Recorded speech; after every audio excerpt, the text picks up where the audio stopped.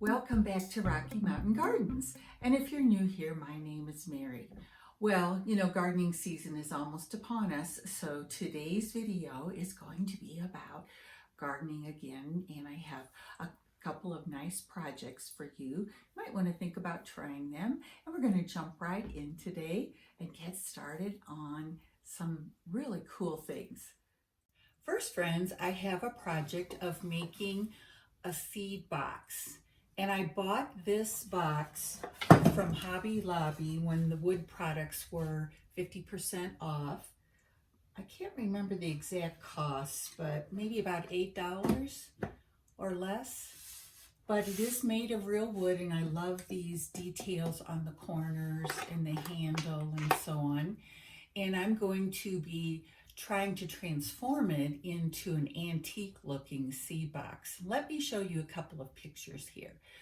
I have two seed boxes. Here's the first one, and it was selling on Etsy for $295, which is crazy expensive, as you know.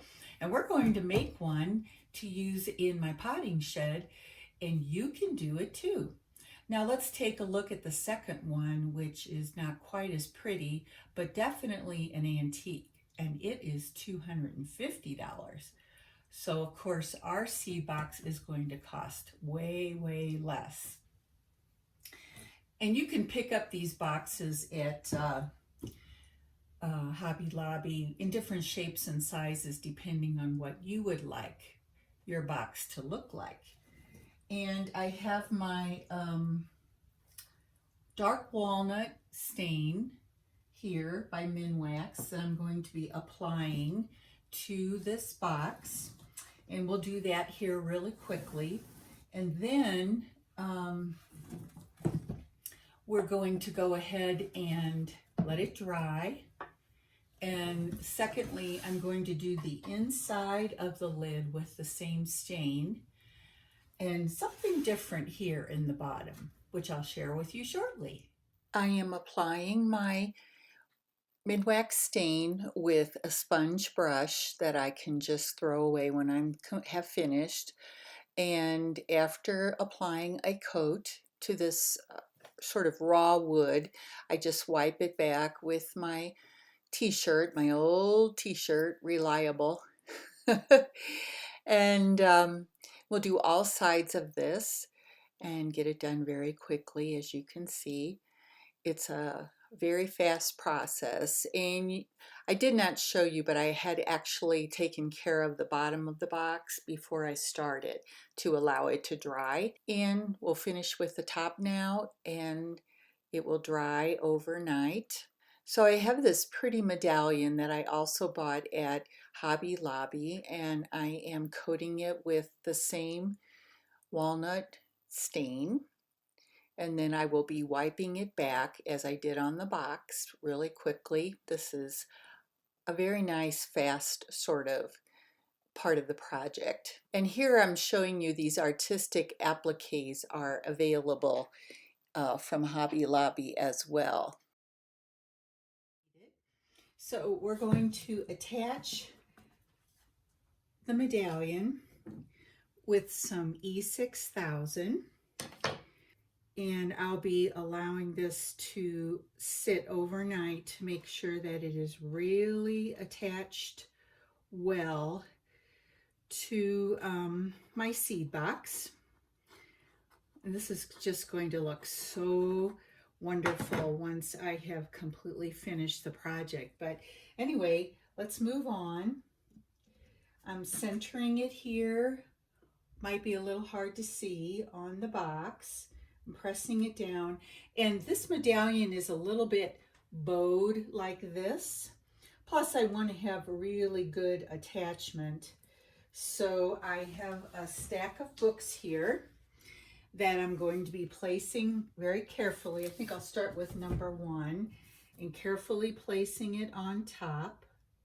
I don't want it to move my medallion around so that it's crooked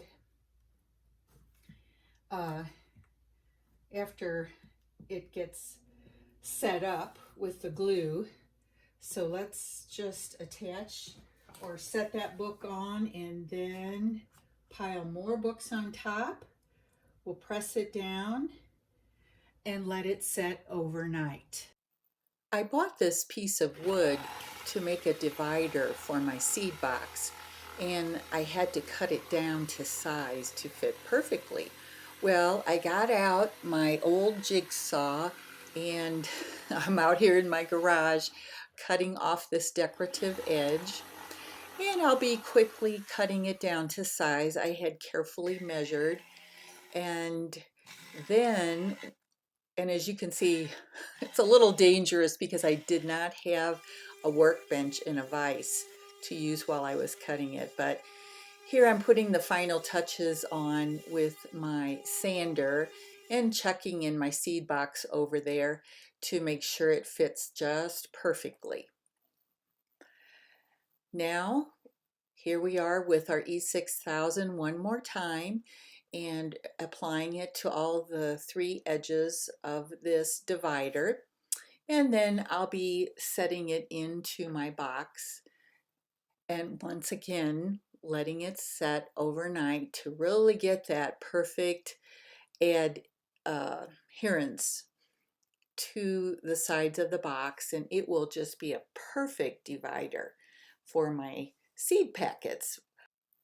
By the way, this piece of wood cost $3.50, half price on sale from Hobby Lobby. And it's time to paint this part of my box. So here I have a nice green color that I'm going to use, and we're just going to get started painting it. Guys, don't forget to stay till the very end of my video where I will be showing you my finished project with all of my seed packets I have collected. Here's my finished box with the green paint in the bottom. And guys, I wound up doing 2 coats of the green to cover it completely. So I have that part completely finished. And my next thing is to decoupage some vintage seed signs onto the cover here of my box.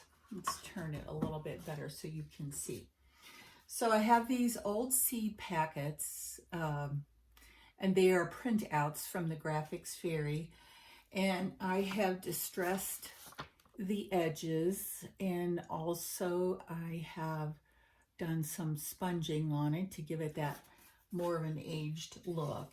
And I'm going to be decoupaging these onto the lid, the inside of the lid here, and giving it, you know, that really cute and colorful aged look. So I have one more piece that I'm going to be working on to use in my decoupaging. So let me just show you what I do with that really quickly.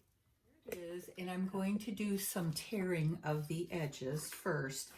And I like to tear from the back side so that I don't wind up with frayed edges that I don't like on the correct side of the page. Or you could do what I'm going to do right here, which is pull from this side and push down when I'm peeling away some pieces on the paper. It gives me a cleaner edge, if that makes sense to you. So I'll continue and do some more of these corners, make them a little bit frayed looking, even right here in the center. And then guys, the next trick for giving a vintage look to your printout, like I have here from the Graphics Fairy, is I have one of these, I think, I have to think of his name, Tim Holtz makes this. And it has all these different little indents here that allow you to run your paper through to get a rough edge. So I'll show you what I mean here. I just sort of rub it along that edge, and I want to show you, if you've never seen one of these edge distressors, you see what it does? It takes me from having a perfectly straight edge to having it be roughed up. I'm going to be taking some stamp color. This one is a Stampin' Up! One. It's called Soft Suede. But any kind of a light brownish color that you might have already in your stash will work perfectly. And so all I'm doing is getting some of this onto my sponge, and I'm sponging the edges to make them have that aged look. You see how it takes away that bright white edge and then adds that brown vintage look.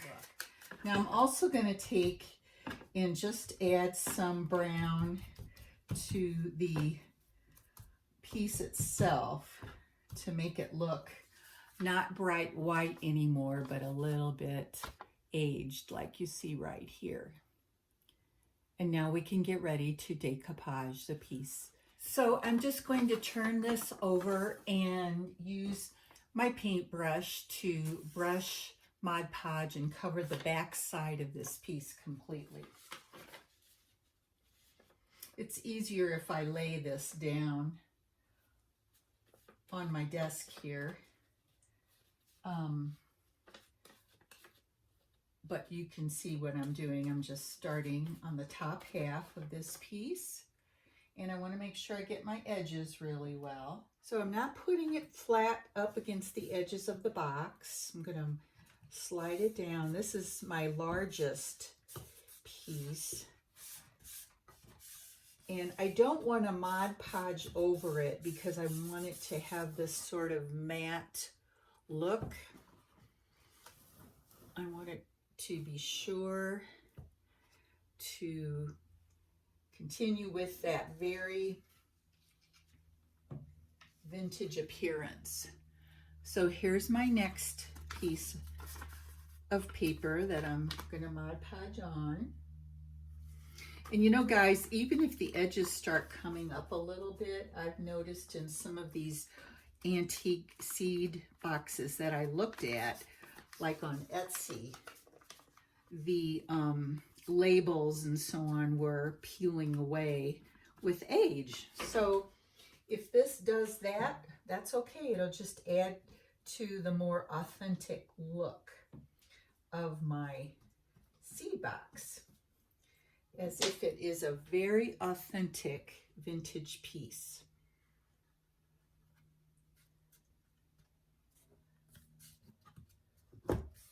And this last piece I'm planning to put right here, and we're going to have some overlap on these papers, which will look, I think, very nice with the overlap, as I said.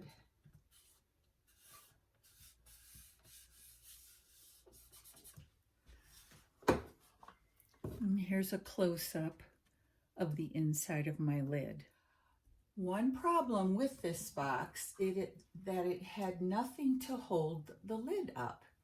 And so it would just, you know, collapse back when you would open your seed box. And I would like my seed box to be able to sit with the lid up. And we can see these very pretty vintage seed catalog covers and packets. So I have actually an old chain. I cut it to the length I wanted with my wire cutters. And I'm going to screw this chain in here. Let's see if I can open it. I want you to see what I'm doing. I want that chain to be going right in there. And I have these little tiny screws. And then I also have my little tiny screwdriver, which fits in this space so I can do the screwing. So let's get it attached.